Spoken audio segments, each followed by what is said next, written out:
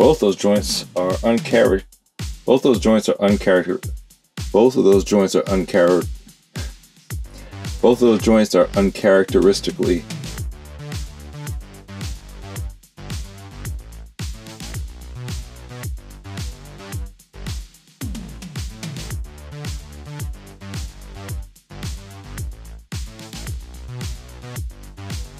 I thought they were saying total.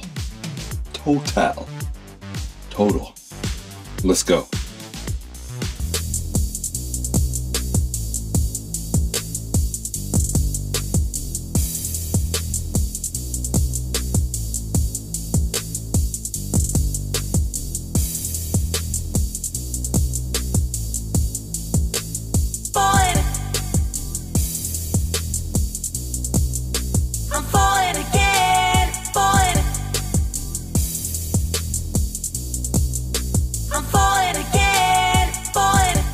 Alright geeks, we're back with another action figure review.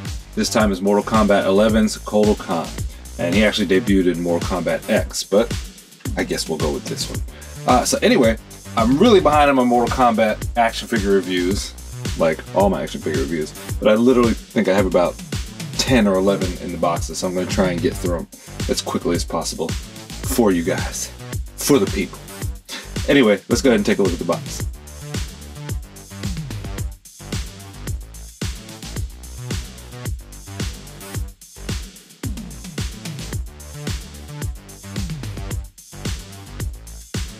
Peekaboo window at the top of the box. Barcode in case you need it. Nice insert. Won't be able to use it though. Mcfarlane stand and toe. Accessories. You got his headdress and his chopper. We'll just put this on right here. Yeah. Is it gonna stay? Don't mess with me. Yeah, that looks good. Alright, for those of you that are my regular viewers, let me go ahead and apologize. My setup is looking real janky. There's black marks all over my background. My turning table is not working correctly. It's lean, it's wobbly. I was filming the second part to my automatically transforming Optimus Prime, and he transformed and took off on a command, and he ran up in the back and scuffed it all up, and he knocked my turning platform off on the floor and it fell apart, and I had to kind of put it back together till I can order a new one.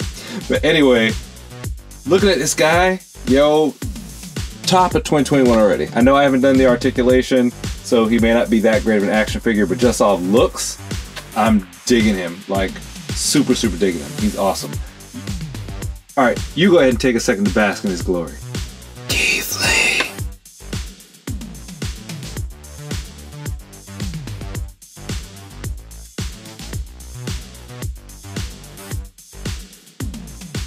FYI, his grip is super tight. I had to use a screwdriver to open up his grip and slide the sword in, so just be aware of that. But you don't want to pop the fingers off. But when I take it out, as you can see, it's staying kind of wide. So once you pry it open, it'll be okay. You don't need heat. And his headdress, make sure when you put it on, take your thumb and stick it in this open part back here and push it as hard as you can. I thought I had it in all the way, but when you push it, it kind of comes to a halt, and you gotta really stick your thumb and push it in there, and it'll move even further, so that way it doesn't fall off. Alright, so look at his face. That is awesome. The headdress is awesome. Look at the detail on his helmet and the gold. I mean, he just looks really good. And a lot of times with the Mcfarlane figures, they have this kind of clay-like look to them, like they're carved out of clay. This one doesn't have that. This is very, forgive me for butchering the English language, but very action figure-y.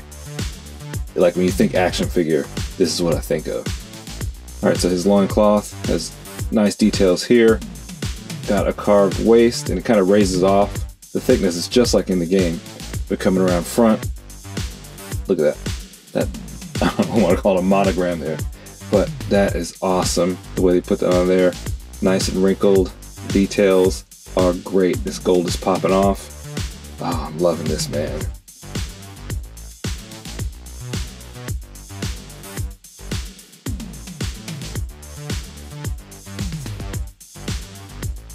And his legs, he doesn't have the Mcfarlane legs. Usually the thighs look really out of proportion and don't blend in with the knees on a lot of the bigger figures.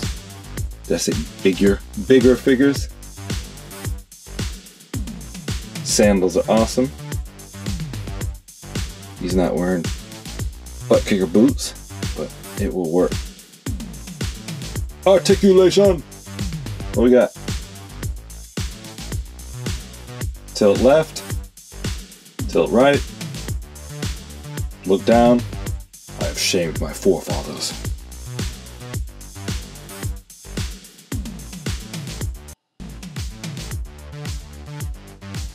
I look up to the heavens.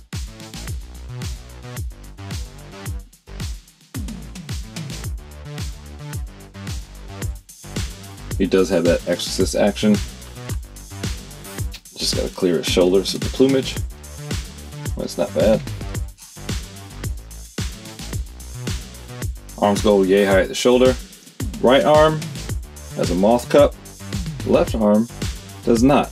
And I don't know if they left it out. I've never seen an action figure that has one on one arm but not on the other. And coincidentally, this arm is super loose. So I think they just forgot to put the moth cup on.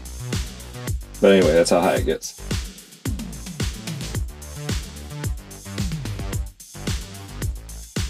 So the shoulder pad is soft rubber and flexible.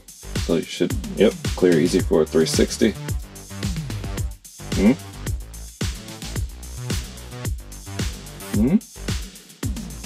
Arm range in is no bueno, but it, well, super loose. It does go back a decent ways, but can you get it to stay?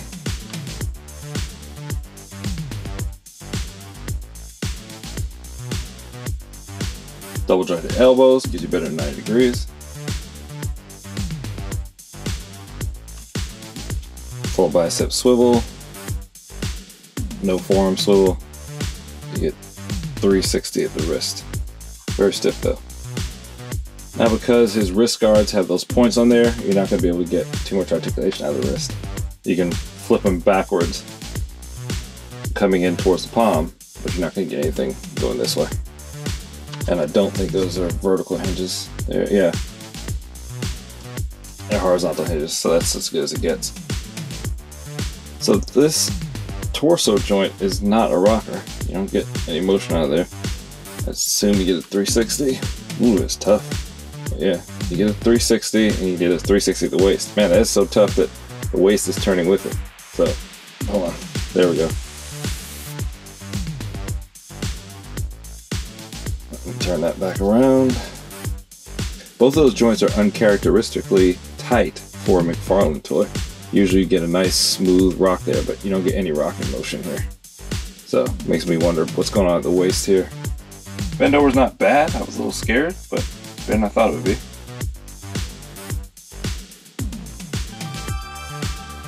I don't think any doors have to be afraid of getting kicked in anytime soon.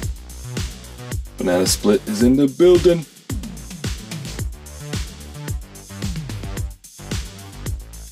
Absolutely no thigh swivel. Yuck. Double jointed knees, but no booty kick. Big gap there.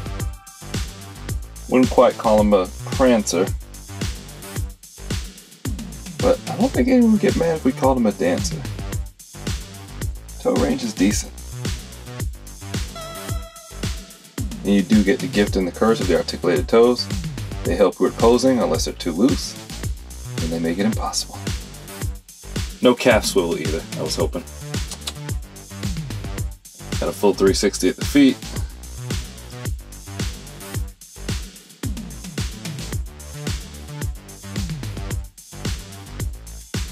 I gotta walk back what I said about his hand earlier. You may need some heat. While I was doing the review, his hand actually closed back up. So I guess slowly it was just creeping in because I had to use a screwdriver to get this back in.